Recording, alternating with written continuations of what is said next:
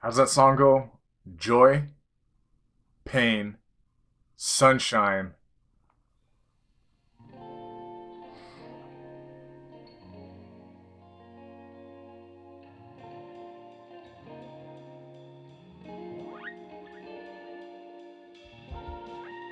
What's going on, you guys? Coach Johan here. Thank you for joining me. So, I did my review on Bang Energy. As you know, I thought Bang was a solid addition to your supplement stack.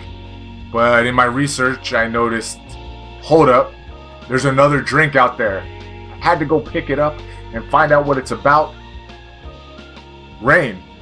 So, in order to end the debate, I'm going to taste some for myself. Here we go. Cheers, you guys.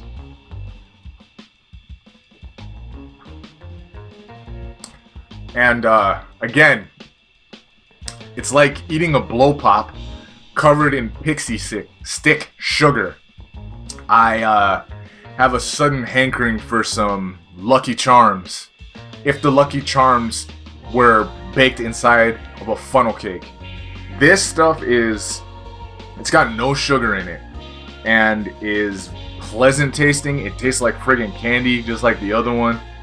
I don't know what to say other than, yeah, get ready to be transported back to the days where you played with fucking Legos.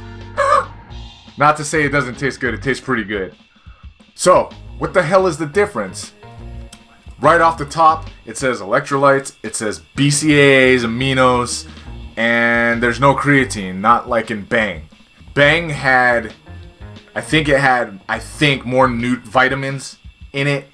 It had the Branch Chain Amino Acids, and it had creatine, which was the big one, right? Because you don't see a lot of drinks out there with straight up creatine.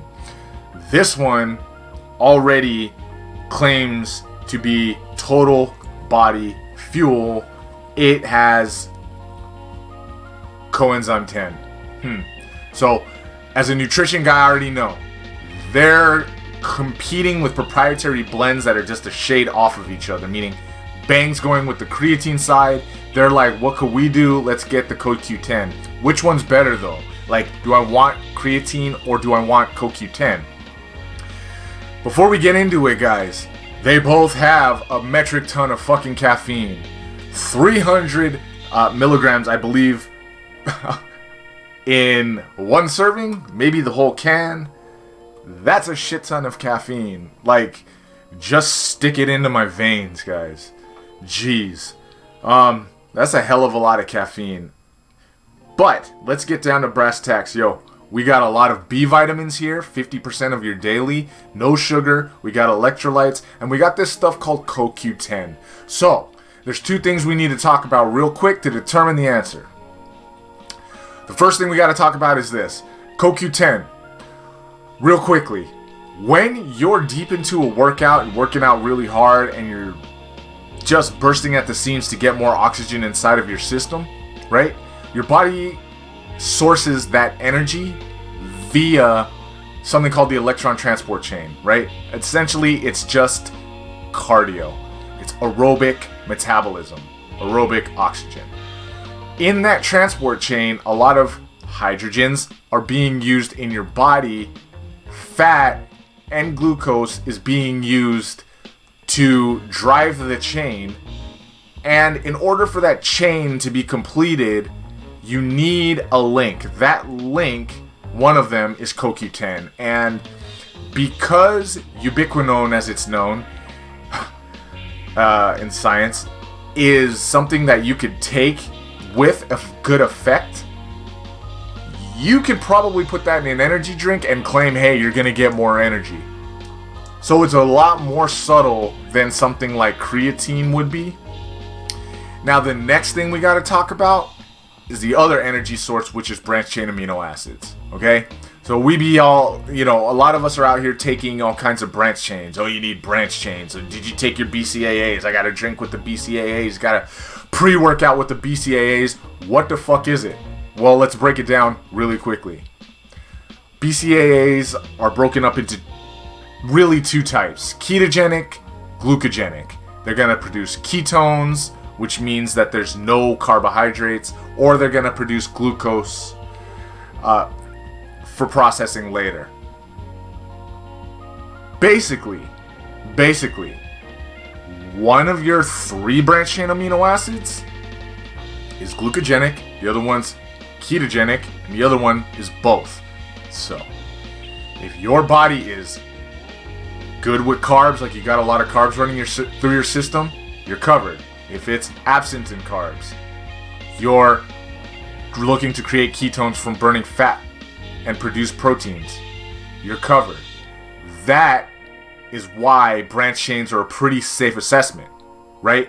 They're going to cover you deep into a workout by allowing your body something. And so you're sparing protein, because what would happen is your body would break down protein in the absence of carbohydrates. Give it amino acids, your body will choose to break down these branch chains instead. So that's the whole thing. Does this stuff do it though?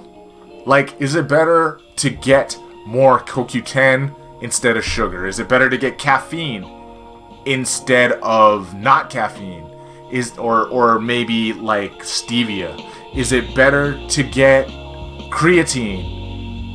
Or is it rather you would get CoQ10? Well, that's the whole thing. I personally think if you're gonna rival Bang versus this stuff, you might as well just get you a Bang. And the reason is, even though Bang probably doesn't have the 3 to 6 to 8 grams of creatine that you would want inside of it to produce levels of creatine in your muscles so that you can work out harder, meaning to give you an extra push, right?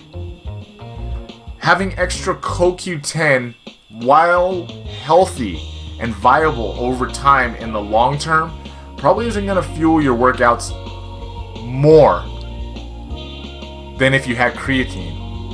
The truth about creatine is that it's probably best used on average as a instantaneous workout booster, just like caffeine, to get you up in the morning. Caffeine doesn't take its effect over days, like introducing extra protein would in your body, for example.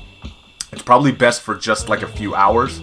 Same thing with creatine, only in those hours you're working out real hard. The same thing can't be said about CoQ10 right off the top. But where Rain shines is this.